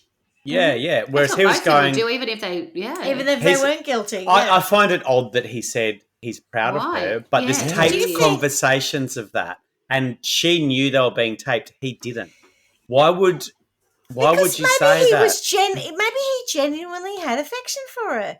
Maybe he genuinely liked her. But also, maybe if he you did did want it, to leave his wife for her. But if you did it, would you say you're proud of her, or would you go? Because I think the thing you'd be trying to do is get yourself cleared. So you wouldn't be proud of someone who's just literally gone on TV and thrown you under the bus. You'd be going, why did you say that? What a liberty. Yeah, wow. Exactly. Wow. It's a migraine. Anyway, it's not a headache, it's a migraine. It's not a migraine, it's an headache. I'm not cool on her, but you're all convinced me that I should leave her alone. So, fine, Amber, you get a free pass on this occasion. I don't think she did anything that was... Oh, that was what I was going to ask. So, media whore, much. Yep, go. Anyway. Mm-hmm. When you were talking about the photo from the Christmas... Are these this really American? They nearly look like they're professional photographs. Is there a series of them?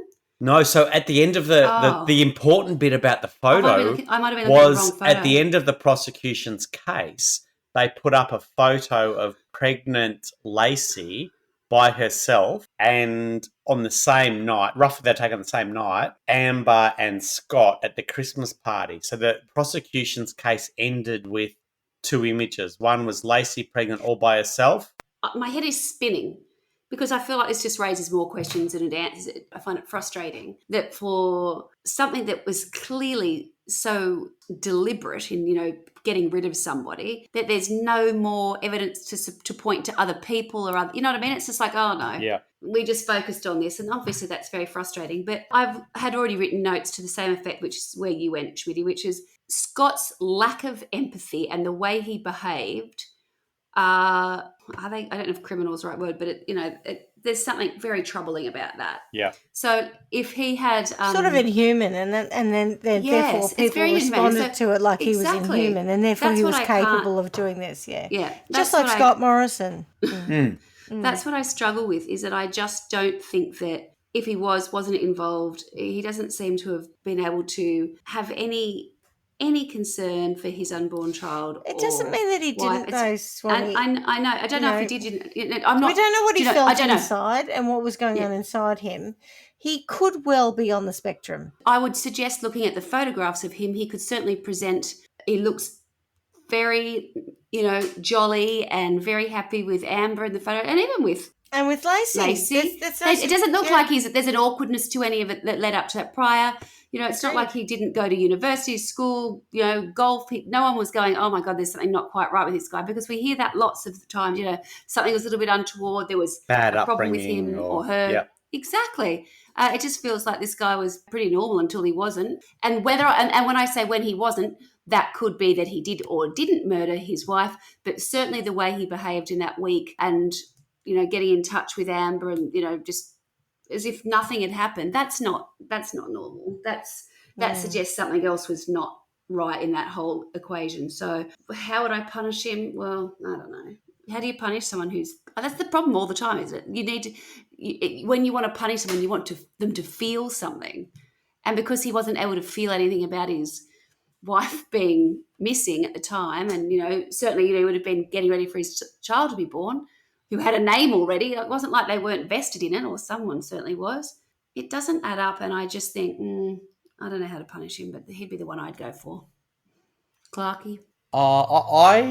The more I normally form an opinion quite quickly, a little bit like Nancy Grace. Nancy. Yeah, I do. And this is what I really struggled with, Can you put an Arkansas accent on and go the heck? And I'm pretty sure she was a Arkansas, former prosecutor. I just love Arkansas. Yeah, I cannot. But so what I struggled with was when I started researching this case, my first opinion was I think he did it, but I think legally he's innocent because I cannot see how beyond reasonable doubt he was found guilty. Where I ended was I actually can see a whole credible scenario where he actually what he said was absolutely true. He is completely innocent. He's just weird. Oh, I don't even know if it's dumb. Like it's, you know, I don't think it's okay to not show emotion when your wife goes missing. I find it weird that it's a tad insensitive, isn't it? Do you reckon? Even if you don't want to show emotion, you know, all of that I find weird. The whole Amber Fry thing, you know, just having those conversations, I don't get it. I don't understand it. I don't even want to understand it. It stinks. It's not okay. But none of it points to guilt. It points to him being in love with her. A dirty toe rag, yeah. Yeah, like it. So what I guess I love rat. I guess where I kind of land is my mate Nancy. You're not in a court of law. You might have an opinion, but you are not helping the process at all. Yeah, he rubbed you up the wrong way. Who cares whether you think that makes you... Stop being a media whore and have some empathy for the process, because what does that do for the family of Laci who go, well, he must be guilty before any of the evidence has been heard? Everyone thinks that he's guilty because of the likes of her. I think she needs her tongue cut out, 100%. Never. No. Look, let's not go that far, but let's put a scold's bridle on her. I'll be fucked. I'm cutting her tongue off. I'm not arguing about this. This is my sentence, not yours. Her tongue's coming out. She's never going to speak again. I think I'll probably take... I'm never going to not speak. Yeah, never speak. Don't speak. I don't care what you're thinking. I think she needs to have all communication skills taken away. So she can't write, she can't speak, she can't use those thought things that connect to your brain and you know, translate that into words. I just think that if she can read into something with such certainty that someone is guilty, oh God, what are you showing us? A scold's bridle, I'm telling you. It's a scold's bridle. I think you'll find it's quite effective, but okay. What? Anyway, tell me what it is. So what does the word say at the top of that? Scold bridle. It clamps on the tongue. Yeah. And is also metal around and over the head so it can't be removed. So it's like padlock to the head so you can't take it Where off. do you get yours made, Schmitty? Or do you just buy them? She's got a welding license. She makes them herself. Don't be stupid, Clarky. She doesn't make them personally. She designs them. She's got a welder who works she's got to make them. She works at a tape. What do you think they're doing? Scold's bridal skill. Stop Cert 3 in Scold's bridling. Their like presentation of what they've been doing in, welding 101. It's like, what do you call this? Oh, that's a Scold's bridle. I get your point about, and then we could also put her in like little figure things so she can't do stuff. But Scold's bridle is pretty effective. Or just chop them off. Sure, cut her tongue I was going with cut her whatever. fingers off, cut her tongue off, all that sort of stuff. But, if you've got another way of achieving the same goal. I do like a medieval. Medieval. Yeah. Medieval. You could strap her hands like this so that they're like that so she can't, they become clubs. Cut right. Yeah. Club tendon. Yeah, because I just think. Scold's bride and I don't want cases playing out in the media like that. And honestly, if you watch footage of her, I found her gross. Clarky, I think you need to run some of these people through a bit of media training. Because you said something before which I loved, and you said, I do not want to hear, and it was like you're a coach. Yeah. I was like, you need to have them in front of you. I do not want to hear your opinion if it's not Well, can we have a based on fact. I do not want to hear. What if we had The Apprentice? Clarky's media training. No, let's have The Apprentice news reporter, where you've got to go through that whole Apprentice program, which I never watched, but I'm assuming I know what I'm talking about. Where You're you can just fired. say, Yeah. I don't want to hear that, Nancy. I agree. Swanee, you just said Media training with Clarky for the... I like it. Media.